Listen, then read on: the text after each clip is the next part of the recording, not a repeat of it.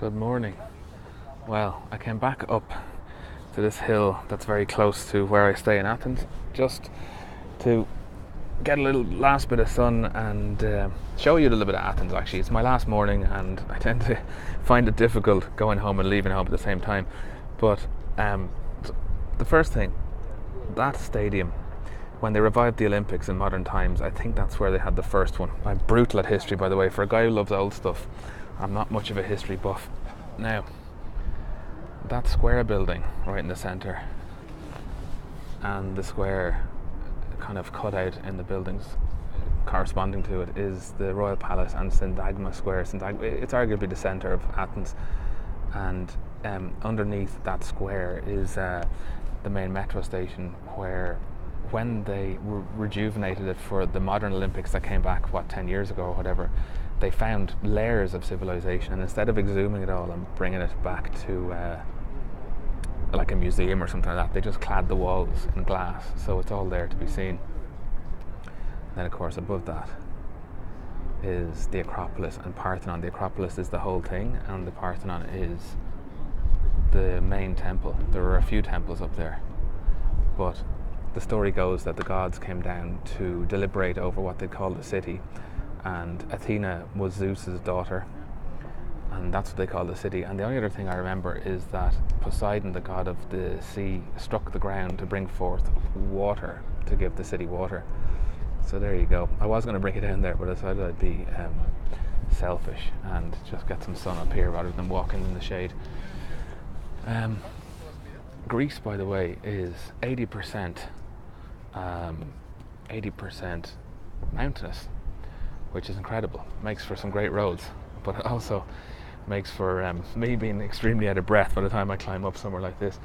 Anyway, what's happening soup-wise? Well, the car addiction monkey is in effect, and has me vying for three different things. There's the X19, which is the Italian mid-engine number that I don't know why I'm lusting after it. It would make a good daily in the sense that it's small capacity and I could tax it for very little.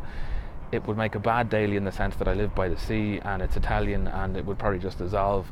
But it would also be a great way of learning how to drive a mid-engine car well without, let's say, putting the esprit in too much jeopardy when it's done.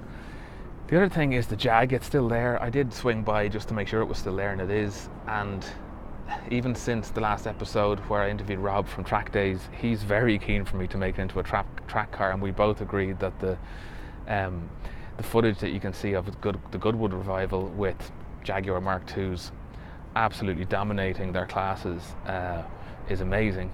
So that's an option there as well.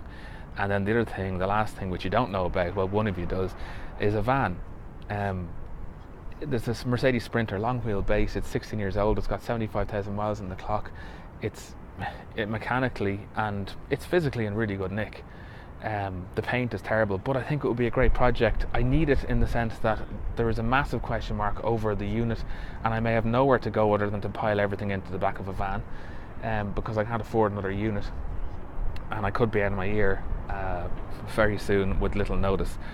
Anyway, I always wanted to know what it would be like to hand paint a vehicle. Land Rover guys often wonder about that and often actually do it, but I've never done it, and I would not be prissy about this van. I'd enjoy seeing how good a finish I could get with a roller and some kind of thinning of paints and clever application. I'd also love to see the Soup logo in a big roundel on the side of a van, but that's just ego. Anyway, episode 21 will be along. I'm going home to try and get as much shot of the Vogue, because I've nothing in the bag to kind of float me in between my travels, and get some sheet metal break done too, and bring you that. There's plenty of bus footage though, and I have a few other little bits and pieces that I can use if everything else goes wrong. Episode 22, by the way, will mark a year. We will be a year old at the end of this month.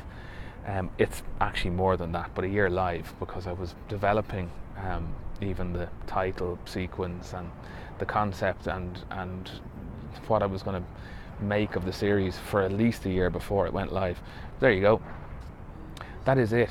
I will be leaving Athens in a few hours, hopefully coming back in May, and I have this feeling that I need to spend 6 months here again. I did it before, but this time my Greek really needs brushing up, and it's at a level where I think 6 months would do it a massive amount of good, and I could get some project stuff done here in that time too. Anyway, that's it. We'll see you soon, and hope you're good.